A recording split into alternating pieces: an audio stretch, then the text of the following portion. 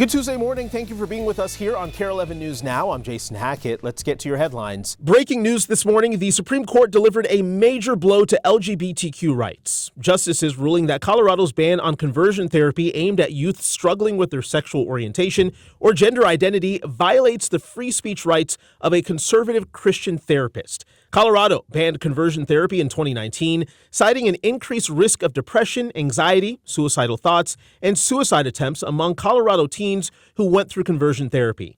The counselor who challenged the law says it discriminates against her First Amendment rights.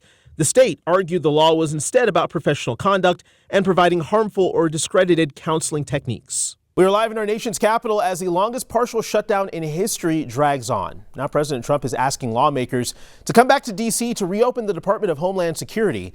Meanwhile, airports are returning back to normal as TSA agents start getting back pay. Audrey Russo's at MSP with the latest. Yeah, the lines are short as they have been pretty much throughout the entire partial government shutdown. Obviously, the case was different at other airports around the country, but that executive order giving TSA workers 45 days of back pay really is just a temporary fix. Now, President Trump's version of a long-term solution would be to eliminate the legislative filibuster and pass DHS funding without any Democratic votes. That's a pathway that Senate Republicans are a little hesitant to take.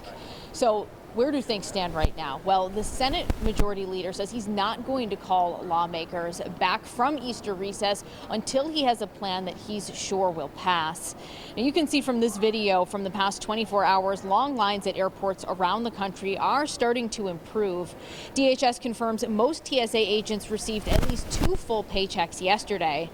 But the legislative break is 2 weeks long, and TSA workers stand to miss more pay if DHS isn't funded soon after lawmakers return.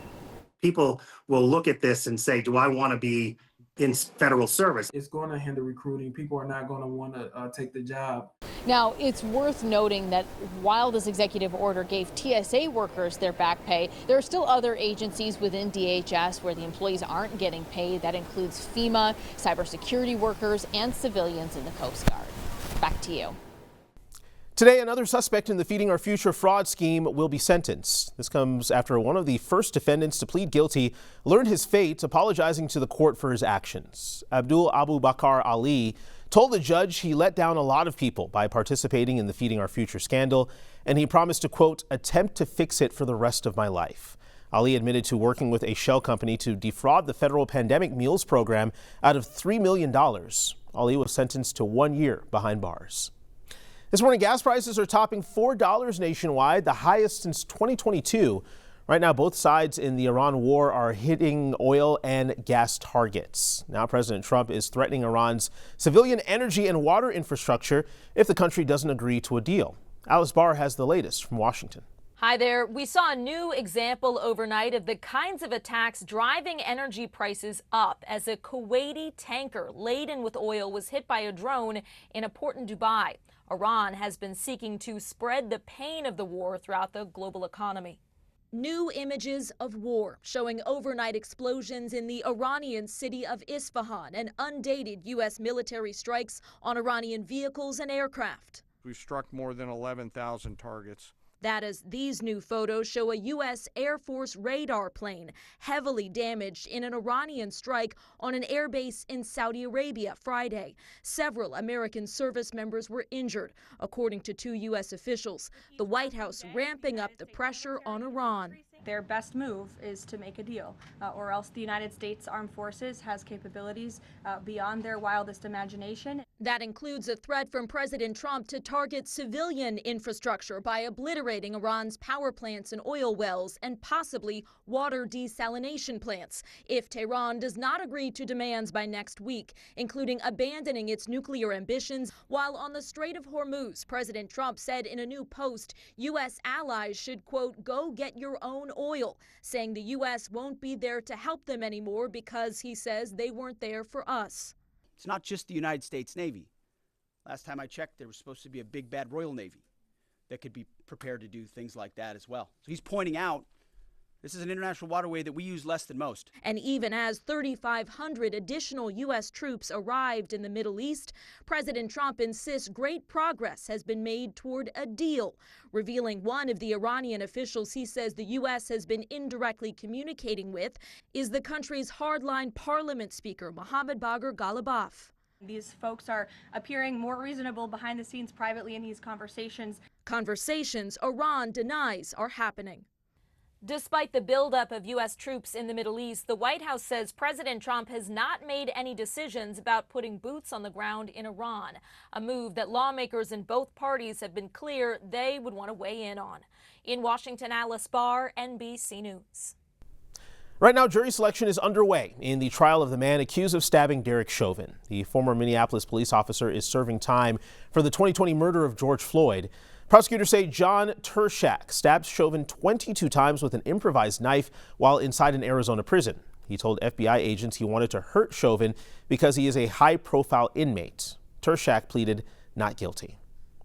Right now, the Justice Department is suing Minnesota and the State High School League for allowing transgender athletes to compete in girls' sports and use girls' locker rooms. The lawsuit alleges Minnesota's Education Department and the MSHSL are violating Title IX. Attorney General Pam Bondi says the lawsuit targets flawed state policies that ignore biological reality. We have reached out to both the Education Department and High School League for comments. The High School League says it doesn't comment on pending lawsuits. This morning, a family is seeking answers in a Brooklyn Park man's disappearance. They're holding a vigil tonight in his honor, exactly 3 weeks after he was last seen. Megan McPherson's at the live desk with more on this case. They last saw him the night of March 10th when he left home with a friend. You can see Jonte here in this Ring doorbell footage that was from that evening. And his family says right now they're holding on to hope and focusing on keeping his spirit alive. We're coming together and love and light with positivity, and we want to spread positive messages and just keep happy memories alive. We don't want to speak as if he's gone. At some point after Jonte and his friend left that night, the family says they got into an altercation. Brooklyn Park police say Jonte was last seen near Maryland and 70th Avenues. Now you can see in this photo he was wearing 2 gold chains. And his brother tells me officers came to the family's home to check on him and began searching, but Jonte never came back. The Minnesota BCA sent out a missing persons alert for Jonte 2 days later, classifying him as missing and endangered. And today is Jonte's birthday. He turns 27 years old. Anyone who knows where Jonte may be is urged to contact Brooklyn Park Police or Hennepin County Dispatch. And we do have both numbers and more information posted in an article on our website, kare11.com. Back to you. Megan, thank you. Developing this morning, we're learning another Minnesota lawmaker was in the car when Republican Representative Elliot Engen was arrested for drunk driving last week. According to a new police report, Representative Walter Hudson was also in the car. Officers say Hudson also appeared drunk and was carrying a gun. Now, he did have a valid concealed carry permit. Hudson wasn't arrested or charged. That report also reveals new details about Engen's arrest, including a bottle of alcohol found in a child's car seat. So in a statement, House Speaker Lisa Demuth told us, quote, "The decisions made in this incident were unacceptable and fall short of the expectations I have for conduct of legislators. I will be addressing this directly with both members involved." New updates this morning in former state Senator Justin Eichorn's federal trial. A judge says he'll now head to court in June. His trial was originally set to start yesterday, but the judge agreed to delay it because of a scheduling conflict with his attorney. Eichorn was arrested last year and charged with soliciting sex from an undercover detective posing as a 17-year-old girl. He has pleaded not guilty. New drone video this morning shows just how close a fast-moving wildfire came to a neighborhood in western Minnesota. So this all happened Saturday, about 3 hours from Lake Benton, when much of the state was under red flag warnings, in part because of those high winds. The sheriff's office shared this video showing 130 charred acres stopping right before a home. The owner's surveillance camera picked up the flames and said she had mere seconds to get out. But had I not smelled the smoke and I would have been downstairs, it would have been too late. It came that fast. That fire came that fast. So yes, I feel very fortunate to be alive. The sheriff's office doesn't know what caused the fire, but says it likely wasn't started on purpose. Wildfire season usually runs until early June, and the DNR says there are still burning restrictions in place. Developing this morning, St. Paul police say an attempted copper theft led to a massive fire on Sunday night.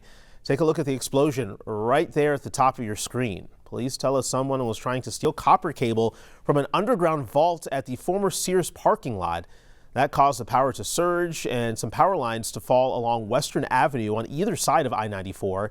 One line falling on a parked minivan that caught fire. Thankfully, no one was hurt, and police say no arrests have been made yet. Stick with us. More news and weather coming up right after the break.